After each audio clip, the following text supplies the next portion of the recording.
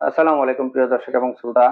Sugar level কত হলে normal, কত হলে প্রি ডায়াবেটিস অথবা কত হলে ডায়াবেটিস, এটা নিয়ে অনেক সময় আমরা কনফিউশনে থাকি। আজকে আমি এটা পরিষ্কার আপনাদেরকে ধারণা দিব, ভিডিওটা শেষ পর্যন্ত দেখুন। ডায়াবেটিস দুটি এককে পরিমাপ করা হয়। একটা হলো মিলিগ্রাম অথবা ডেসিলিটার, আর একটা হলো মিলিমোল বা লিটার। অনেকে বলে আমার ডায়াবেটিস আগে ছিল এখন নাই। আসলে এটা একটা ভুল ধারণা। তো ডায়াবেটিস অনেক সময় সে লাইফস্টাইল চেঞ্জ করার কারণে, ডায়েট কন্ট্রোল করার কারণে ডায়াবেটিস সুগার লেভেল নর্মালে আছে। এটাকে বলে ডায়াবেটিস মেলাইটাইস অন ডায়েট। তিনটে স্টেজে ডায়াবেটিস অথবা সুগার লেভেল পরিমাপ করা হয়। একটা হলো নর্মাল, আর একটা হলো প্রি ডায়াবেটিস, আর একটা হলো ডায়াবেটিস। প্রথমে আসো নর্মাল ডায়াবেটিস অথবা সুগার লেভেল। খালি পেটে যদি 100 মিলিগ্রাম ডেসিলিটার অথবা 5.6 এর নিচে যদি থাকে, অভুক্ত অবস্থায়, যেমন 8 ঘন্টা সারা রাত খেলো না, সকালে খালি পেটে মেপে দেখলো, তাহলে 5.6 মিলিমোল অথবা লিটারের নিচে যদি থাকে তাহলে এটা নর্মাল, কোনো ডায়াবেটিস নাই। আর যদি খালি পেটে 100 থেকে 125 মিলিগ্রাম ডেসিলিটার অথবা 5.6 থেকে 6.9 মিলিমোল বা লিটার যদি হয় তাহলে এটাকে বলে প্রি ডায়াবেটিস।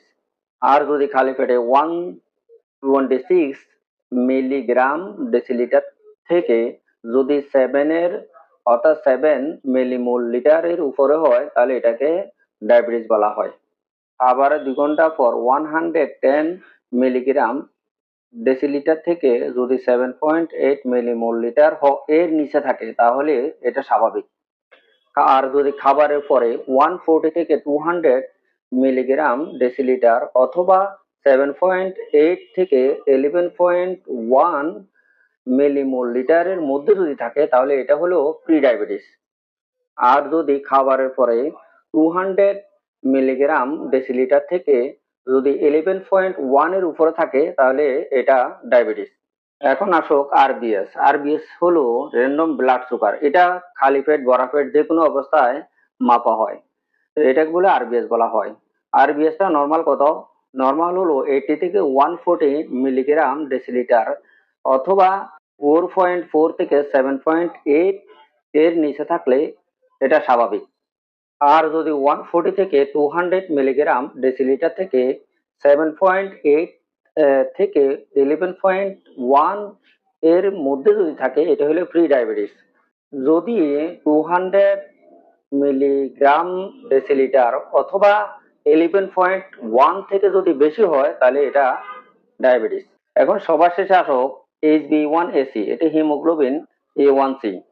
যদি এটা 5.7 এর নিচে থাকে এটা নর্মাল, ডায়াবেটিস নাই। আর যদি 5.7 থেকে 6.4 এর মাঝামাঝি থাকে তাহলে এটা প্রি ডায়াবেটিস। আর যদি 6.5 এর উপরে থাকে তাহলে এটা ডায়াবেটিস। প্রিয় দর্শক, আশা করি বুঝতে পেরেছেন। এখন যাদের ডায়াবেটিস আছে তাদের ফুড কন্ট্রোল কিভাবে বুঝবো? যদি ওনাদের অভুক্ত অবস্থা খালি পেটে 7 এর নিচে থাকে এবং খাওয়ার 2 ঘন্টা পরে যদি 10 এর নিচে থাকে তাহলে এটা ফুড কন্ট্রোল। প্রিয় দর্শক, আমি আরেকটু সহজ করে দিই। একটা নতুন লোক এসেছে, সে ডায়াবেটিস আছে না না আছে সে দেখতে চাইছে। তখনই ফার্মেসিতে কি করে একটা ডায়াবেটিসের মেশিন দিয়ে পরীক্ষা করে দেখে, এটাকে বলে আরবিএস। খালি পেট ভরা পেট যে কোনো অবস্থা পরীক্ষা করতে পারবে। তো এটাকে বলে র্যান্ডম ব্লাড সুগার।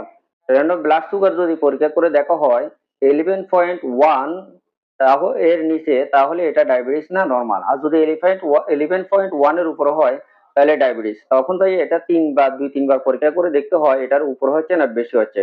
অনেক সময় র্যান্ডম ব্লাড সুগার গ্লুকোজ খাওয়ার কারণে, চিনি খাওয়ার কারণে বেশি হতে পারে।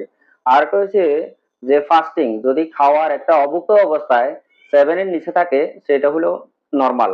আর যদি 75% 75 গ্রাম গ্লুকোজ 250 ml পানিতে মিশিয়ে যদি খাওয়ানোর 2 ঘন্টা পরে আবার ডায়াবেটিস পরীক্ষা করা হয়, যদি 11.1 এর বেশি হয় তাহলে ডায়াবেটিস, আর যদি 11.1 এর নিচে হয় তাহলে ডায়াবেটিস না, নরমাল। তো প্রিয় দর্শক, খালি পেট ভরা পেট কখন কোন অবস্থা কত টাকা স্বাভাবিক, এটা বিস্তারিত আমি আলোচনা করছি। আশা করি বুঝতে পারছেন। ভিডিওটা যদি আপনাদের উপকার আসে লাইক কমেন্ট শেয়ার করতে ভুলবেন না। আজকে এই পর্যন্ত। আসসালামু আলাইকুম ওয়া রাহমাতুল্লাহি ওয়া বারাকাতুহু।